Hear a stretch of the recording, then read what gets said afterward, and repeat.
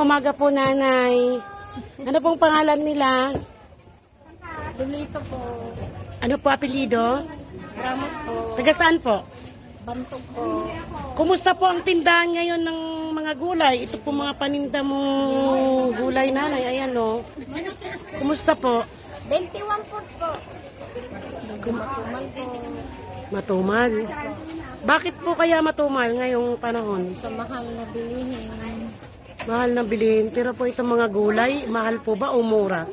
Mahal po pagpakyawin. Mahirap naman po benta. Pero ito po ngayon ng mga paninda mo, nanay, lahat po ito, pinapakyaw mo lang. Pakyaw po lahat yun lang. Pag halimbawa po, pinakyaw mo sa, nagbagsak, magkano na po ang ipapatong mo? Ay, patong 5-10 lang po, madam. 5-10. Pero hindi naman po kayo nalulugi. Minsan may lugi. Minsan bakit. So ito pong, ayun pong tinda mo ngayon, katulad po ng, ito po bunga ng malunggay, magkano po ito ngayon? 25, madam. 25. Ilan ang laman?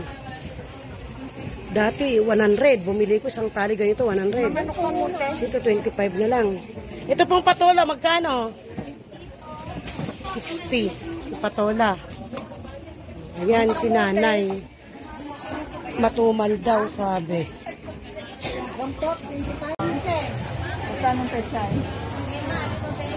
Ay ate, maganda po ang, kumusta po ang kilo nitong sibuyas na to?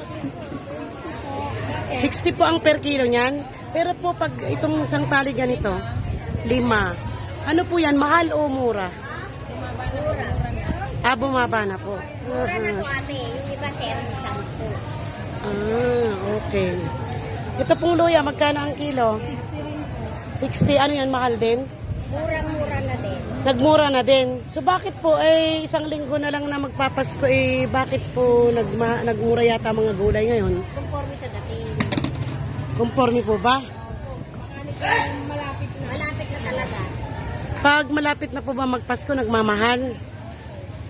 Ay. Sa sabay po. Depende sa dating ng paninda nila. So, ang kamatis, ang per kilo, itong ganito ay 20. Si sigarilyas, na dating 100, 80 na lang. Talong na bilog, 80. Patola, 40. Talong na mahaba, 40. Si okra ay mataas, naging 80.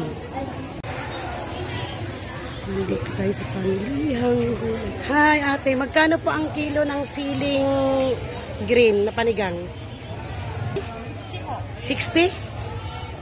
Okay, 60 pesos. Ano yan ate? Nagmura o bumaba? Nagtaas po. Nagtaas ang siling panigang? 60 per kilo, nagtaas pala. Okay.